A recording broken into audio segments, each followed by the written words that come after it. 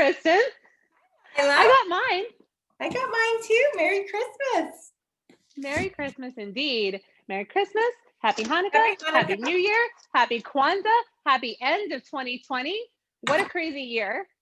But look, we happened to do this little thing in 2020, and that has been a bright spot. Yeah. No big deal. Just my first book, and your 100th, 150th now. This is my 7 of 9. Oh my goodness, so far. So far. Yes, I have the next 7 books lined up.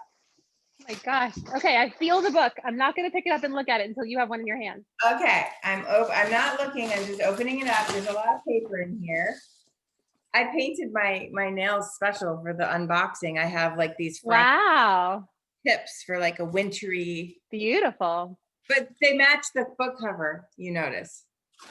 I don't remember. I just have to like look at it. My nails look like I have been clawing at rocks with my bare hands, which is pretty close to the truth from just hiking.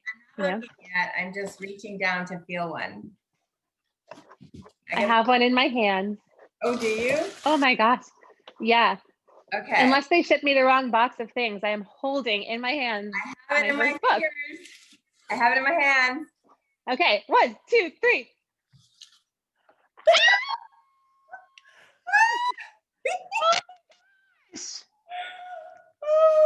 Wow. You've Got Values by Lila Smith.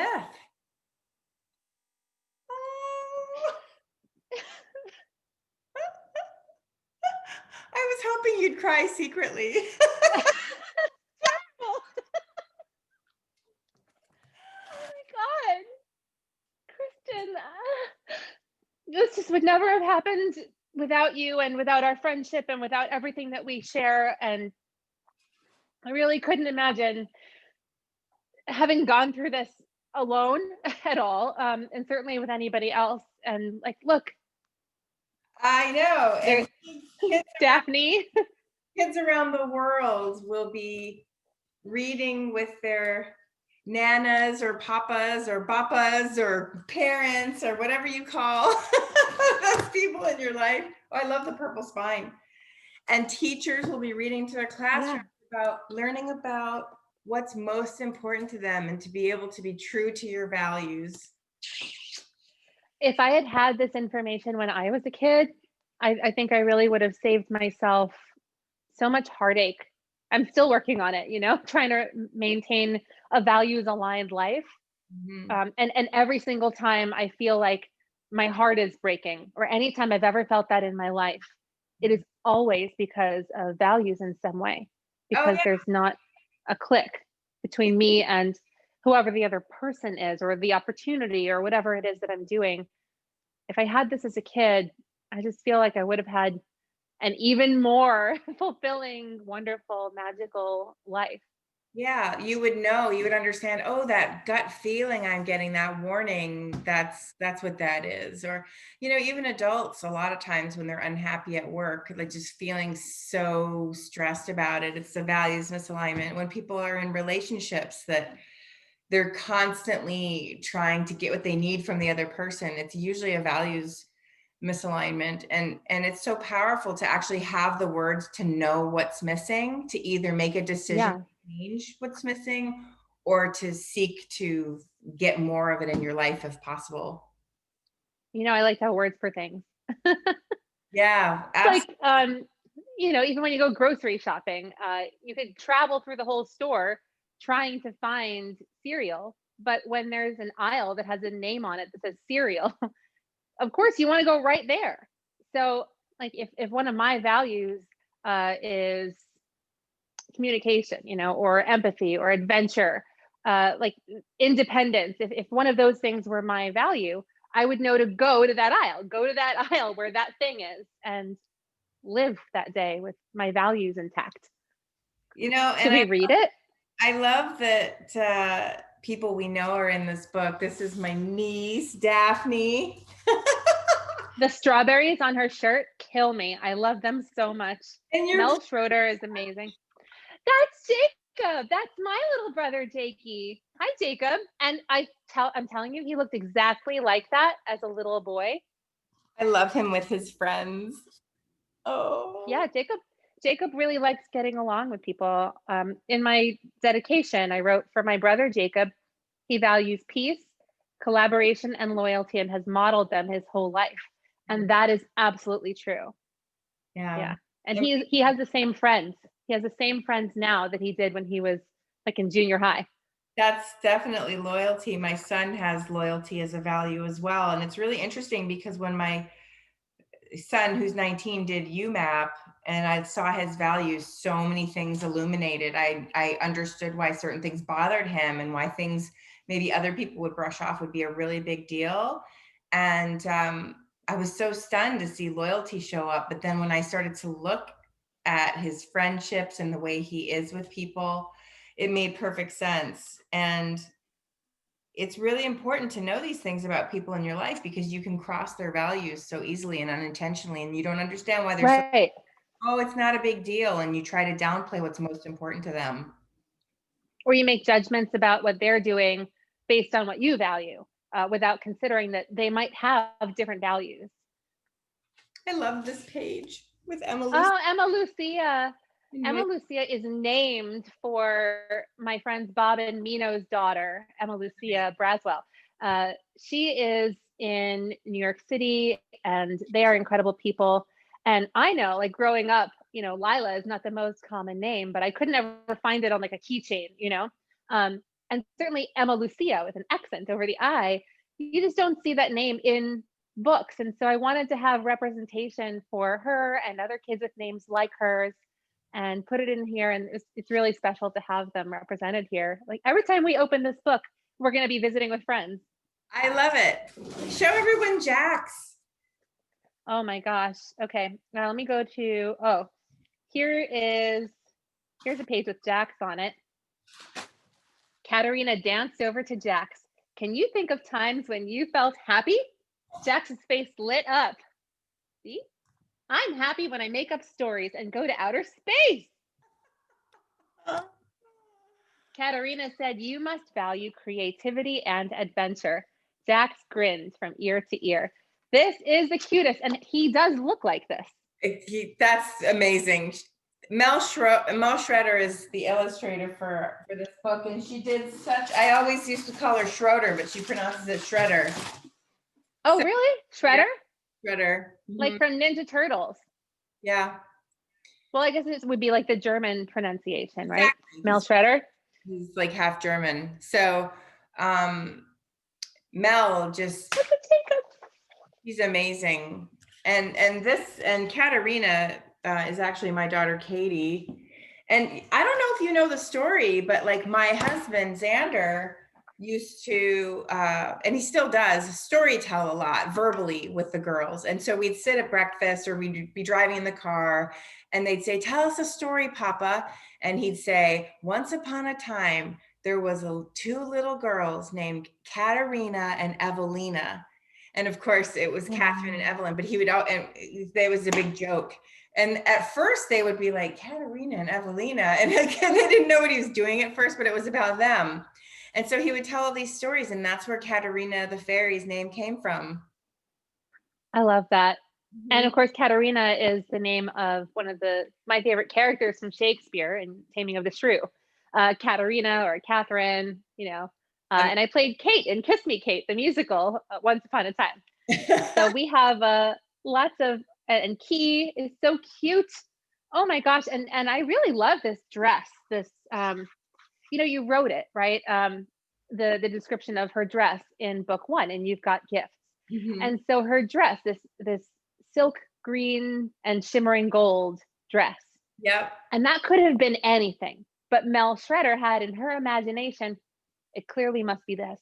Yeah. And how perfect is this little fun fairy? You'll notice outfit smaller in this book. She's full size in book 1, which is this one. You've got gifts. She's full size in this one. And we explain in the book why she's small in book 2. Sometimes you just need a little fairy magic. I have wished many times that I could just use a little bit of magic and change my size. Unfortunately, it doesn't work that way. So I have to like watch calories and, all of that exercise. But actually, that's been fine. Like this year has been tremendous for growth for both of us personally, Yeah. right? So I have a book that is published by a publisher that people can buy like on Amazon and Barnes and Noble and in their local bookstores and have at their book clubs and their schools. That happened this year. And I became a hiker this year, getting outside and becoming a person who looks to be outside. And I also discovered that I need a lot more time alone than I thought I did.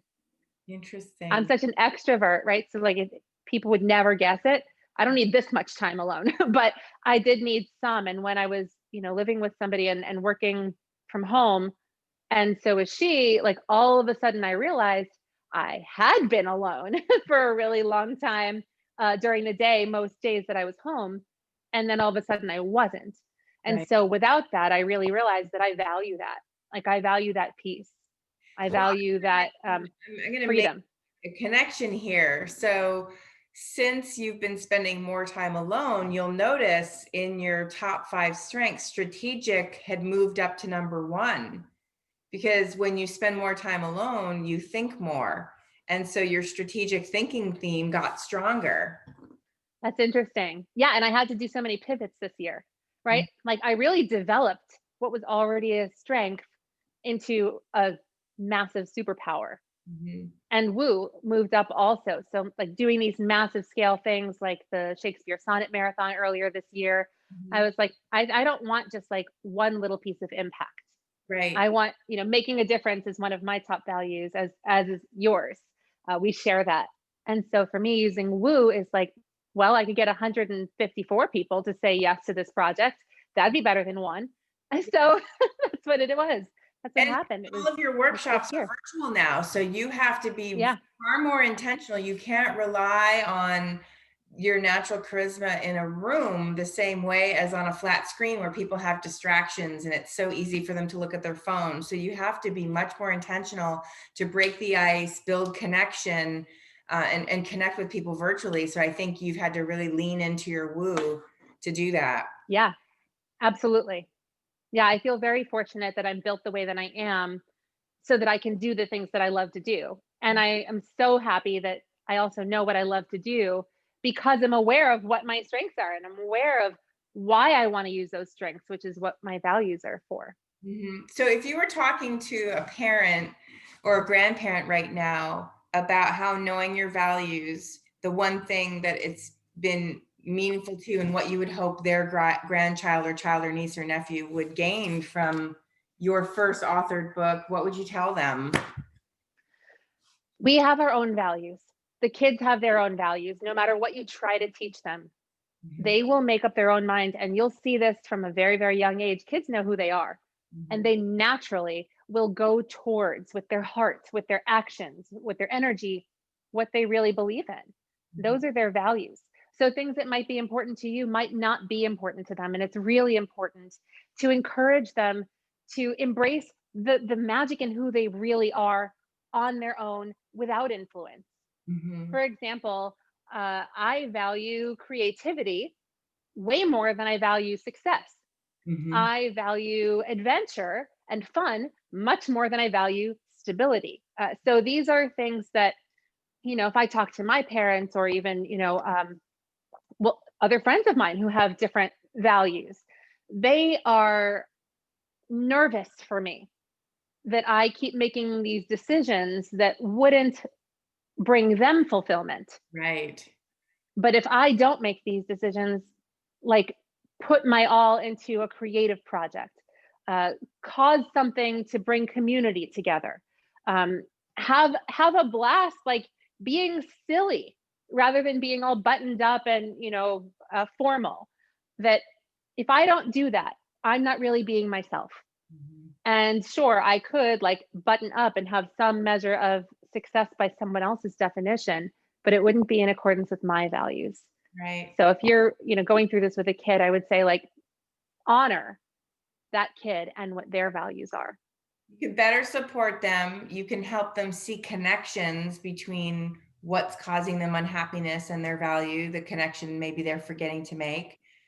You can not beat yourself up so much when your kids don't value the things that you do and thinking that it was a failure in your Yeah. parenting, when realizing that through life's experience, we determine what's important to us apart from some of the parental influences or caregiver influences we've had in our life.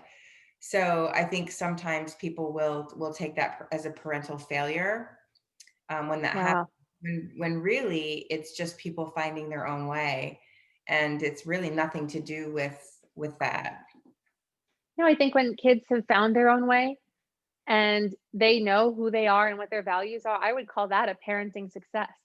I I would. would say if you have a kid, right, who's aware of who they are and what they love, then Mhm. you've done something well in encouraging that kind of self-awareness in your kid. You probably got them. You've got values. I Do I love, sound like an infomercial? yeah, I love the how their little feet carry over to the back of the book. It's so cute. I love this. Katerina having fun, which is one of her values, right? Sitting on a sandwich. Oh, I know. It was so funny when I suggested that. She said, "Oh, I love," the illustrator Mel said, "I love drawing food." So she was so excited to She draw even put food. it on Daphne's sweater. She put strawberries on Daphne's sweater. It was Oh, so great. such a joy to know that this book is evergreen, right? Because values are something that are so important and never go out of style. And to know that this is going to be passed on for generations long after we've left this earth, and we're helping children to know what's probably the most important thing they could ever know apart from people's personal faith. I think this is probably the most important thing in the world. I agree. I liked when we were going through the process of writing this, one of the things that I loved, the way that we collaborate, the way that we work together was very much in alignment with like, these are your strengths, these are mine. So when I was reading it aloud, it really helped me to follow the story and identify, oh, wait, I hear that thing. I Mhm. feel like we should look at that. And that's when we went back through the book, like we went beginning to end, decided, fun is one of Katie's values, upon whom Katerina the fairy is based. Right. And so we put it in. We went back to the beginning and said, where can we put in fun? That Where was, can we make sure that creating this character is infused with her value of fun? yeah, that was amazing when we went through that process. And I think that's a great tip for authors, aspiring authors, or even just existing authors, is so many people are trying to get every scene, every chapter, or whatever type of book you're writing right the first time. But we said, you know what, just let's get the story out. And we knew that her value was fun. And so we went and changed the language. So she jumped up and kicked her heels together, or she had her pom poms cheering on Daphne.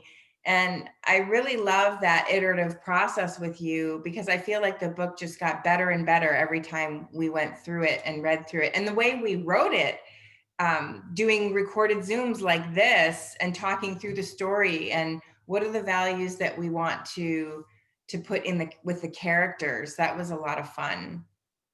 Yeah, it's tough to narrow it down. Obviously, I have an issue with editing, and doing less. I'm very much about like all of the things, but in writing, you really cannot have all of the things, or people will remember none of the things. Same as Right. with learning or training. So in this case, we had to choose. Oh my gosh, it was like choosing between your children. Except that we did make sure that all of your children's values are in the book because you wrote it. They should be there, and that Jax's value should be in there, and some of the people who are closest to me and to you, that we really got a broad spectrum of values.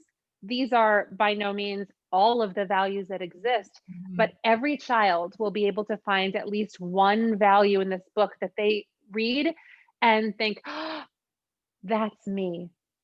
Yeah, and even if they don't recognize the values, the teacher and parent prompts at the back of the book Yeah. help caregivers have these conversations with kids, and the parents will start to hear things. But I love that we did that with the characters. I actually texted my sister-in-law and asked her some questions about Daphne to get to her values. And you already knew Jacob, obviously, with your brother, but I texted Kellen Barfield as well and said, tell me some words to describe Jax. And I know you know Jax really well, so you would have been able to do this, but this was early on before you and I had even written the book, when I just thought I'd like to ask Kellen if Jax can be in the book. Yes. He shares my daughter's birthday. So Jax and Katerina the fairy have the same birthday. So it was really cool to be able to do that, because of course Key is a made up character. But so we just gave her whatever. But so yeah. Key has this moment in the book because she values independence, which also is woven into the story, how she is sitting by herself and actually she's fine with that. Like she's fine being on her own. She's independent. But that in the book, there's this picture, I have to find it. Here it is. So Key likes to make her own decisions. She wants to pick out her clothes and fix her own plate at supper because she values independence. What I love is the little Easter egg that this pose with the hands on her hips, that's the same pose as the girl from the confidence book. And that same girl, Kia. Yeah, so Kia and Key share something kind of similar. Kia naturally has the strength, the talent, the gift of confidence. Right. And she has that pose with her hands on her hips and her chin in the air. And then here, Key values independence, and she has that same kind of pose. So Kia's in one of the later books, right? She's in You've Got Skills.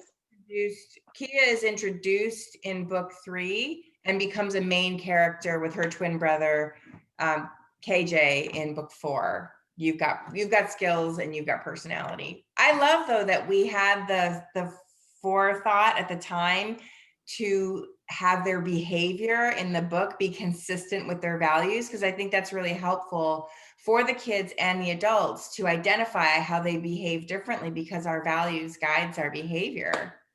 Right. Well, like Jacob, for example, he is, when he is asked, what makes you happy? He thought for a moment, then said, and that is Jacob. That is Jacob. I'm happy when we all play nicely together. It makes me feel uncomfortable when we argue. Daphne chimed in, you try to make peace when we fight. You must value getting along with others. Jacob smiled at Daphne. So even just the way that we wrote that section about, I'm going to cry again. The way that we wrote this section about the character of Jacob, who's really based on the most important person in my life, my brother. That's him. He thought for a moment and then said. And after she recognized something about him, he smiled at her. It's so him. It's so what he would, of course, do. I think it's really important when people are writing a book or telling stories to think about people they know who emulate those abilities, those behaviors, those values, or whatever you're writing about. One of the things that drove me crazy about soap operas when I was a teenager was the inconsistency of behavior. So you'd have this very loyal, attentive husband, and all of a sudden he starts sleeping with the babysitter. And I'm like, he would never do that. He would never do that, because I've always been interested in human behavior and what makes people tick. My mom's an executive coach. She introduced me to personality and strengths when I was a teenager, the personality stuff. And so I've always observed people and their motivations. And that's just something that's always interested me. And if you don't have consistency, you lose people, because that happens. They're like, that the character would never do that. It's unbelievable to me, because we expect some sort of consistency in people. And so I like that we modeled the characters after people we knew, because that enabled us to present sort of these true to life characters for people to identify with, who also value things. Mm-hmm. It was obvious. They wouldn't do that, or of course they would do that, or wait, actually the way she would respond is. And I think that creative process with our awareness coming from UMAP of how people operate, why they do the things that they do, and what all the components are, it's like we know who all of the characters in the world could be, and that there are these recipes, this strength, this value, this skill, this personality trait or interest, and you create these little recipes, and that's what humans are made of. And I think it's a miracle. Absolutely. And it helps you to be more successful in your relationships, which is why I'm going to write You Map You Map Your Relationships with my mother. Because when you understand someone's recipe, you can anticipate their needs. And when you meet someone else's needs, they automatically will respond and meet your needs, assuming they're not like a total narcissist. But thing that I always have said my whole life is when you have people, especially in a romantic relationship, but even in friendships, and this person is looking out for their needs, and this person is looking out for their needs, like, you never do this, well, you never do this, and they're always asserting like their own needs, no one's needs are met.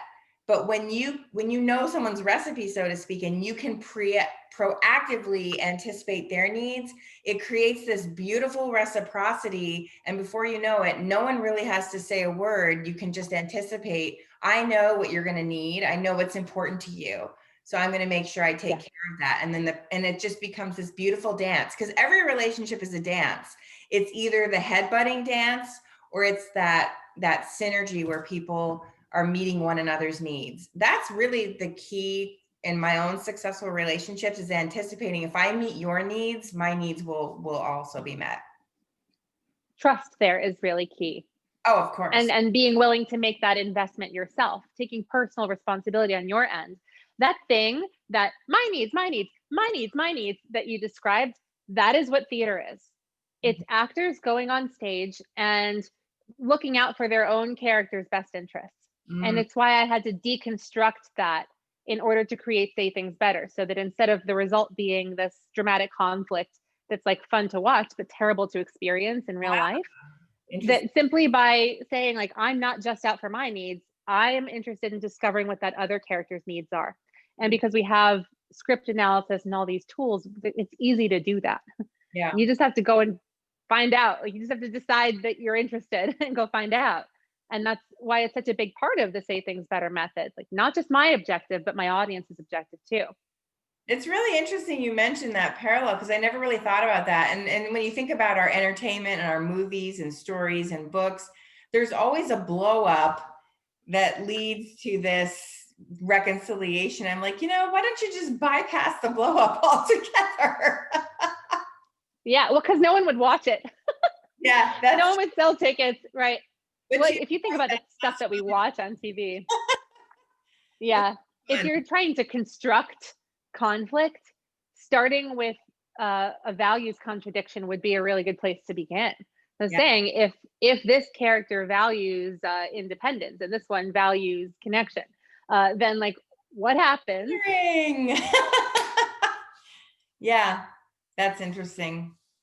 But, and it's interesting because we make assumptions what that means. So if I need that connection, and love is my number one value, followed by autonomy and making a difference. So it's interesting because I go back and forth between needing that autonomy and needing the connection. So I float in and out, but my husband's the same way. So he floats in and out with me, and it just sort of works, but we understand one another. So when he's floating away or I'm floating away to get that like independence that we both need, we don't get hurt feelings over it, because we know, oh, he needs to go decompress and spend time alone, and that has nothing to do with me. But we make assumptions like, oh, he's getting sick of me, he doesn't want to be with me, he must be mad at me. What, are you upset with me? No, you can tell me. And we make these assumptions, and ultimately the assumptions are more destructive to the relationship than the original, whatever it is we're interpreting. It's got to be at least 98% of the time. There's got to be a study on that somewhere. But that those assumptions and the results of those assumptions are more damaging. They do create distance. I have been guilty of that in my own relationships, making assumptions. Part of it is tied to anxiety and doing this thing that's called mind reading, where we assume we know what they're thinking. And in order to avoid that thought in the future, we like do this whole workaround, and what we're really working around is vulnerability and connection. at Mhm. least for myself. So that is something that I'm really identifying, working on this year. Sharon Gill, whom you know, is one of the people who's helped me to identify this.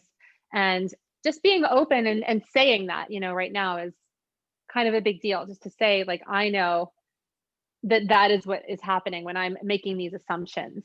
So if Yeah. I stop and I ask myself, like, did I make it clear what I needed and why I needed it?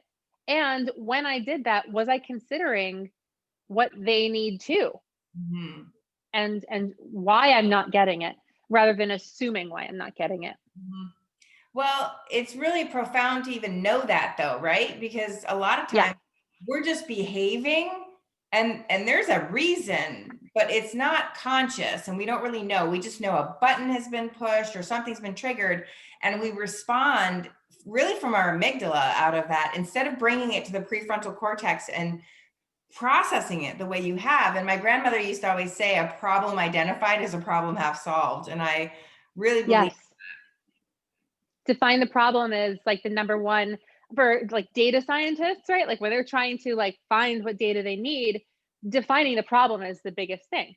Mhm. And I've learned that working with one of my clients, and he's telling me these things like, oh, yeah, that makes sense. It's the same as in communication. It's this the not knowing and the assumptions are where the problems go without actually finding the data where it actually lies. And then working from a place of actual information is very empowering. But yeah, just knowing that it's a thing is very empowering. Mhm. I think we should tell people why this book. Why did we write this book together? Well, in theater, I was enjoying the creative process to an extent and doing pretty well professionally, getting some good parts and stuff like that. And I still felt like, eh, after a while. Like I was very passionate about building my life in the theater. I Mhm. really thought that was going to be it. I mean, I had a day job and corporate e-commerce, stuff I couldn't possibly care less about, but that was my old life.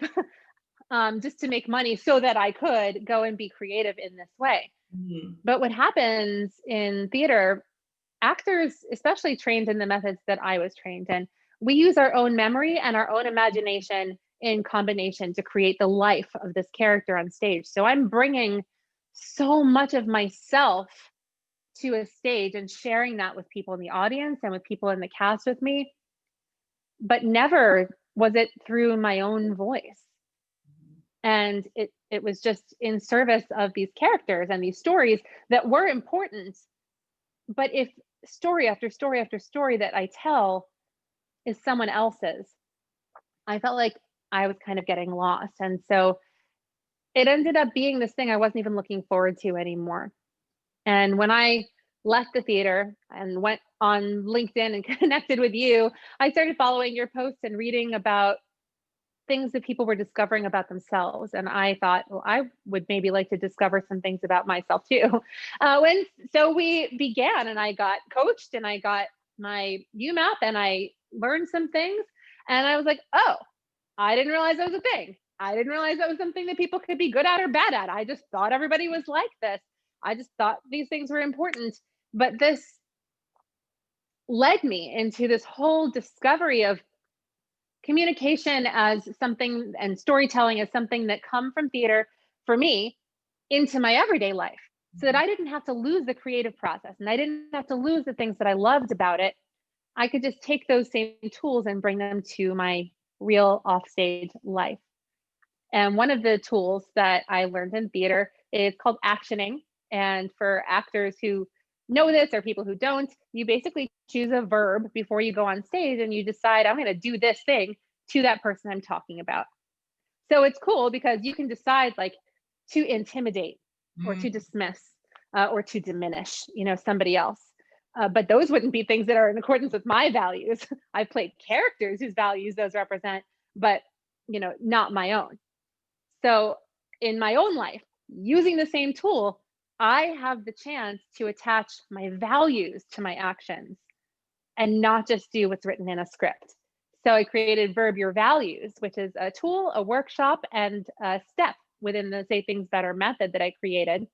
And Kristen, who's been a client of mine and I of hers, has been in this work, the Verb Your Values work, and said, if values are this important and this work within my own methodology helps people to see their own values, when we're writing this book, You've Got Values, the second in your series of 4, the You've Got Gift series, it makes sense to have the values girl But help with writing the book about the values about pillar. the work that you do is so values is pillar 2 of the 4 pillars of career fit in UMAP. And so I was doing values work and you're doing values work. But what I loved about your work is you're kind of extending what UMAP does. So UMAP is identifying the values, defining the values, and maybe thinking of practical applications like uncovering values in an organization before you take a job there, or in your manager, or does the work I'm considering pivoting to align with my values. But what I loved about you is, like, it was so profound. Do you have a relationship in your life where just something isn't right? And so I know my verbs I've changed them a few times, but right now they're to explore, to affirm, to maximize. That's where I am right now. I love exploring who people are, affirming them in that, and then say, okay, how can we reach your potential in who you are? And so I noticed some people in my life were only interested in the affirm piece. They didn't want to maximize. They didn't want to change anything. They didn't want to get better. They didn't want to take action in anything. And every time they would contact me again and again, and I'd have a great conversation and they would feel inspired and affirmed, but then they would do nothing different to change their situation. And every time they would come back around, I'm like, they're just looking for an adrenaline hit from me to, like, give them a ego boost. And I'm not interested in being that person in anyone's life. And I'm okay to do that with people. Like, I'm not this person, like, you have to be in a position to take the reins and change a bad situation. Sometimes people just feel like crap and they just want to be affirmed, and that's okay. But when I'm talking about a pattern in relationships where people were kind of using me for that in a pattern. And so you were the one who uncovered, when I took your Verb Your Values workshop, that those people are one verbers. They only want one verb from me. And that doesn't work for me, because I have to see you. I have to see who you are and acknowledge who you are and affirm you in that and help you find a way forward. And I don't want to just do pieces of that, or it's not fulfilling to me. And not that it's all about me, but I think the relationships work the best or when we appreciate and want what both people bring to the table in totality. So that's what Absolutely. I love that. And knowing that about yourself, and thank you for all that. But knowing that about yourself, knowing that these are things that are important to you, not only does it help you to identify very quickly, oh, these are the people who are 3 verbers, the ones who always want this from me, the ones who always want that from me, and the ones who always want that, the ones who will let me explore a thought that they're having, or let me explore a situation in their life, asking all these questions.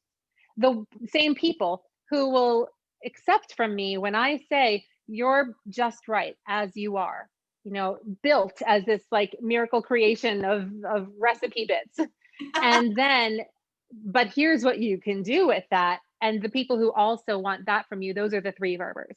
Yeah. Very easy to see, these are the people who I always vibe with, but it's harder to see sometimes why things aren't clicking when somebody misses 1 or 2 or even 3 of your verbs. And it helps you to draw boundaries that way, with how close you allow those people to get, how heavily you weigh their feedback in certain circumstances, or allow it to change you and who you really are. Mm-hmm. And that's what's really powerful about it. The other thing is that you can become aware, if these things are important to me, it does not make it a flaw of somebody else that it's not important to them. They will have their own verbs, they will have their own values. And if I can honor who they are, if I can really affirm them and really truly remember that that's one of my values, then they get to be exactly who they are without changing. I get to be who I am without changing. And I won't take it as personally when they, do this thing that kind of grates against my values. And that's just who they are. Important, because we get mad at that person You don't get mad at a dog for barking. Dogs bark and ducks quack, and they're going to express their, and that's okay, because it's just as important to them to express their values as it is to us. And so what that has taught me is that's my fault if I'm making that huge investment of spending 90 minutes on the phone with that person every 3 months. I can't get mad at them for that. I was the one who said yes to that. So now I might say, I have a great video that I think you would enjoy, or here's a really good book that addresses your problem, or here's an article I wrote that I think will help you. And those boundaries you spoke of, I can say, this is a person that I'm willing to get on the phone with and spend time with, but this other person who keeps doing this to me cyclically every 3 months, that person's going to get the video. Well, you certainly have explored me. I know that you really know me so well, and you really get me on my most important fundamental level. The things that are not only true of me, but that I love about myself. You not only see those things from having explored and understood, including how I change. You're in constant exploration of what's happening for Lila now. I'm like, oh, that's interesting. But that you affirm me at every stage, that I always know that there will be no judgment. If I'm different today, you're like, cool, let's explore that. And then we'll maximize it. And the result of some of your maximization is this book. Like, here we are. Not only do I have Verb Your Values, but I have a book that has my name on it, that is called You've Got Values. And in the book, it's even maximized by not just writing about random kids, but including people that we really know in our own lives, so that we can maximize the impact of the book on other people through character discovery, and also so that we can maximize our own joy in creating it together. Mm-hmm. This has been probably one of my favorite projects I've done in my life, just because Me too. such an important topic, and you're such an important person to me. And so, Oh, yeah. And we're going to I change. love you. I love you so much. Just a trifecta of awesome. So I'm Yes. really excited for people to get this into their hands so they can get this. So our release date, of course, is March 11th, 2021. And if you're watching this video after that date, it's anywhere online, but it is available for pre-order now, anywhere you buy books online. We're going to do something fun for people who pre-order. So because a lot of these characters are based on real people, we can actually invite them to a video call, a video meeting where people who pre-ordered can attend. We'll set up the how to do it and the logistics later, or somebody else will, whose gifts are logistics. And we will have kind of a meet and greet and a read out loud of the whole book. And And people we're going can to get to meet these actual. yes, we already have Katerina has the crown and the wings and the dress, and my daughter Katie. But also we're going to have a limited number of signed copies that are signed by both authors. Exclusive swag. Super exclusive. Super exclusive, because it's we're in 2 different cities, we're in 2 different time zones, and books are heavy and expensive to ship when you do a lot of them. So I'm going to sign a bunch of them and send them to you, and you sign a bunch of yours and send them to me, and then we will sign those copies, and those will be like the powwow ones. Yep. So stay tuned on that. I'm looking forward to doing that giveaway. That's going to be epic. Oh yeah, like super epic. We could maybe give away some butterfly wings too. Yeah. Well, we'll have to brainstorm that as a separate thing. This is just an amazing adventure to be on, and I'm looking forward to the stories that come in, because I've been having the benefit of the stories from You've Got Gifts since that Right. Oh, I love seeing them. Yeah, people writing me saying, I've never had conversations like this with my kids before. I'm ashamed to say. I'm like, don't be ashamed. How would you know to even have this conversation? Yeah. No one teaches people how to do this. No one teaches people how to have conversations about your values with other adults in your life. Exactly We don't right. even know what our values are. Somebody might say, oh, what are your values? And they might respond, family. Family is number one. Okay. Family, I believe, in and of itself is not a value. Right. It's like what you get from your family that makes you feel. Is it that I'm loyal to my family? Then loyalty is important to you. Is it what is it about your family that's important to you? Mhm. That makes, is it the love and connection? But people say that all the time. I value family. Well, there are some pretty abusive families out there, so you can't value family on its face. You have to value the belonging, the use. Some people value family because they feel useful. You Yeah, never know. absolutely. Some people it's the love. Or they Some, like to yeah, provide. Yeah, belonging, security, whatever they feel community. it provides them. And not everybody feels that's what family provides. Some people don't feel that that usefulness comes from their family. They feel like they have to go into the community and serve other people outside of their home to feel useful. So everyone's different. There's no right or wrong. Absolutely. I'm getting some calls. I'm gonna have to go, but I love doing this with you. I loved opening it at the same time. What a fun thing to do and a celebration. And like, look, our names are now together on a book forever. Ever and ever. Yeah, And our hardcovers are coming soon. so It's so exciting. great. Yes, so excited about those. I love you. Thank you for doing this with me. Just thank you from the bottom of my heart and with all I have.